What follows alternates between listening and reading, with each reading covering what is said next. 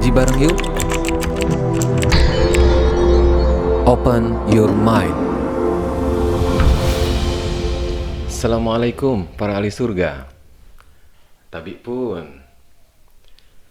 Bismillahirrahmanirrahim. Alhamdulillahirabbil alamin.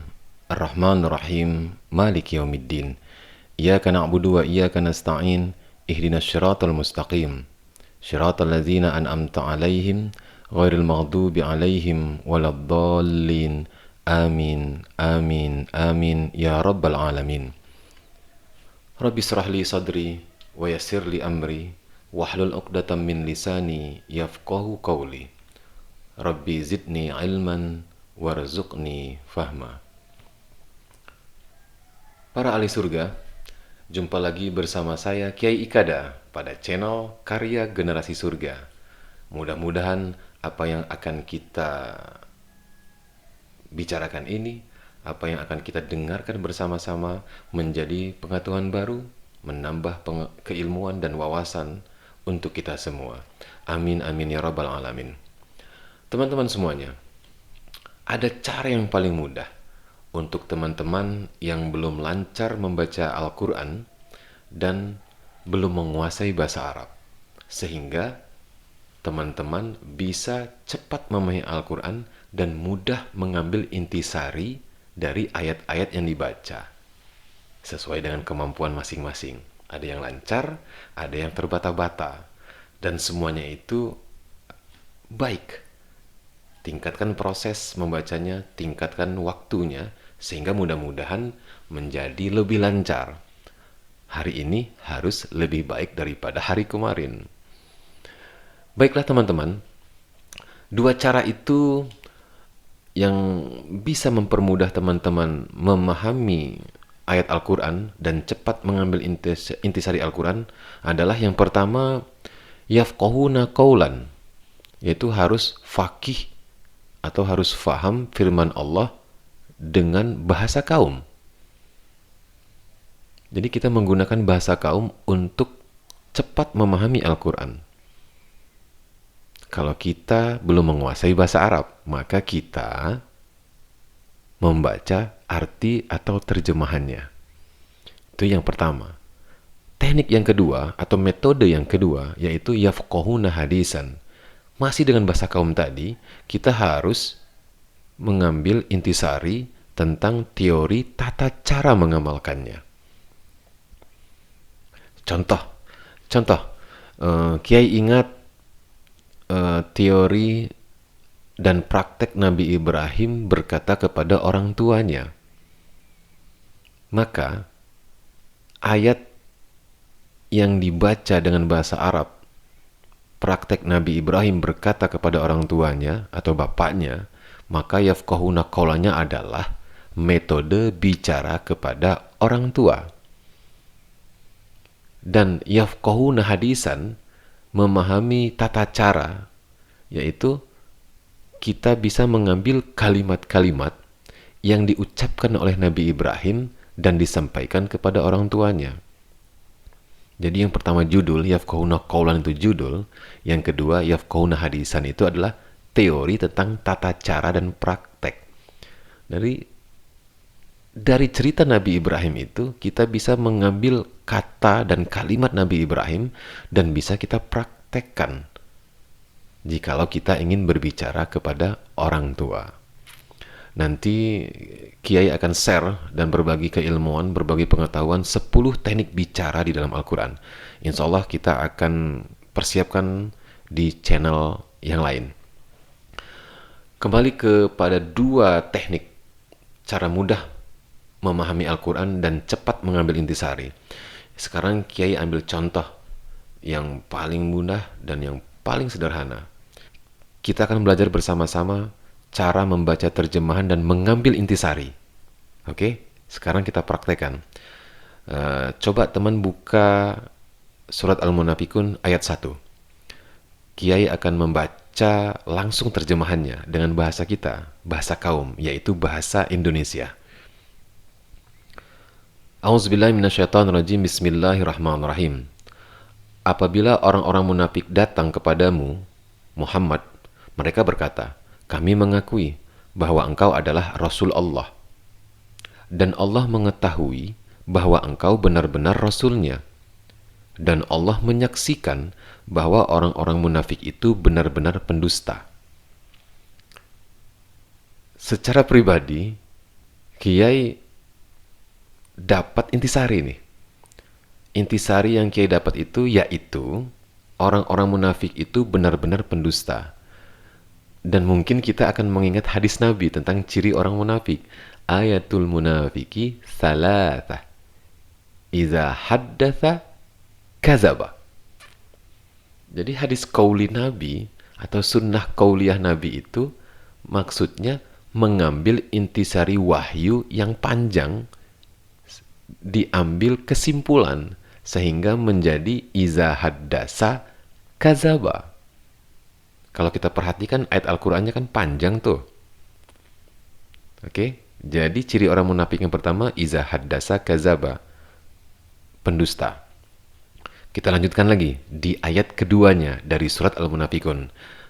Mari teman-teman kita perhatikan bersama-sama. Mereka menjadikan sumpah-sumpah mereka sebagai perisai. Lalu mereka menghalangi manusia dari jalan Allah. Sungguh betapa buruknya apa yang telah mereka kerjakan. Kalau kita perhatikan ada berapa intisari di sini. Yang pertama, menjadikan sumpah-sumpah sebagai perisai.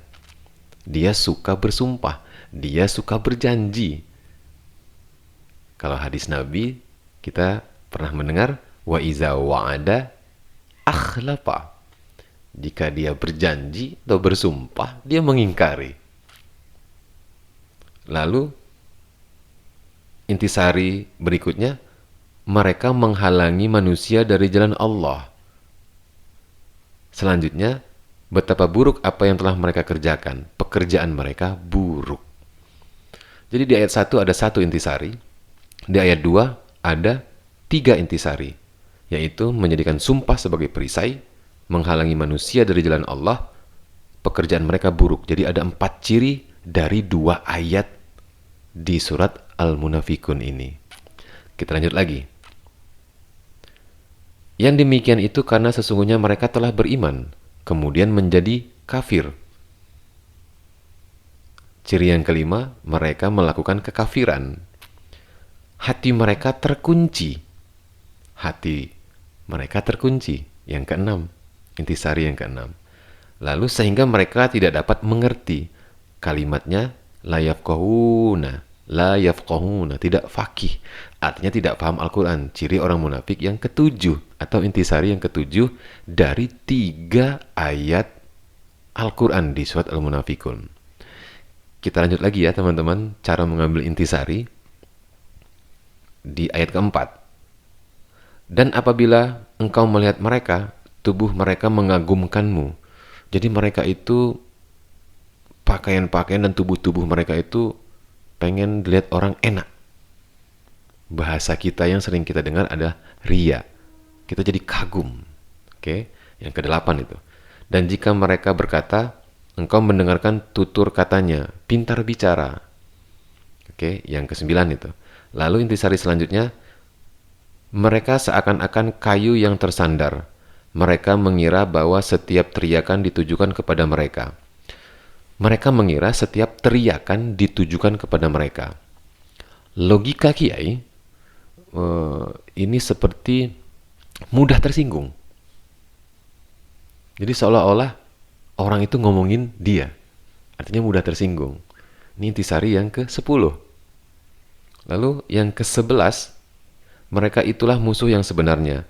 Maka waspadalah terhadap mereka, semoga Allah membinasakan mereka. Bagaimanakah mereka dapat dipalingkan? Jadi yang ke-10 itu mereka berpaling dari kebenaran. Itu ciri orang munafik. Baru 4 ayat sudah ada 10 intisari atau 10 ciri orang munafik. Kita lanjut sebentar lagi. Yang kelima. Dan apabila dikatakan kepada mereka, marilah beriman, agar Rasulullah memohonkan ampunan bagimu, mereka membuang muka. Ciri yang ke-11, intisari yang ke-11, orang munafik itu membuang muka. Selanjutnya yang ke-12, engkau lihat mereka berpaling dengan menyombongkan diri. Sombong dia. Ciri orang munafik yang ke-12. Baru 5 ayat, ada 12 ciri orang munafik. Kita lanjut, yang ke-6 ini. Sama saja bagi mereka. Engkau memohonkan ampunan untuk mereka atau tidak, engkau mohonkan ampunan bagi mereka, Allah tidak akan mengampuni mereka. Sesungguhnya Allah tidak akan memberi petunjuk kepada orang-orang yang fasik. Di ayat ke-6, Allah menjelaskan bahwasanya orang munafik itu adalah orang fasik. Mungkin bahasa kita 11-12, perbuatannya sama. Ini ciri yang ke-13. Dari 6 ayat kita sudah dapat intisari 16 ciri orang munafik. Mungkin teman-teman sebelumnya dan Kiai dulu juga taunya ciri orang munafik ada 3. Dan itu benar. Namun nanti kita akan mengkaji tentang ciri-ciri orang munafik yang ratusan kalau kita cari di kitab Al-Quran. Sehingga lebih banyak pengetahuan kita dapat pengetahuan baru tentang ciri-ciri orang munafik. Itulah teman-teman cara mudah memahami Al-Quran dan cara cepat mengambil intisari dari ayat Al-Quran. Meskipun kita belum lancar membaca Al-Quran dan belum menguasai bahasa Arab. Demikianlah, mudah-mudahan ini menjadi pengetahuan baru, menambah wawasan, dan bisa teman-teman praktekkan di rumah, dan teman-teman bisa share kepada yang lainnya, berbagi ilmu kepada yang lainnya. Taqabbalallah. Alhamdulillahirabbil alamin.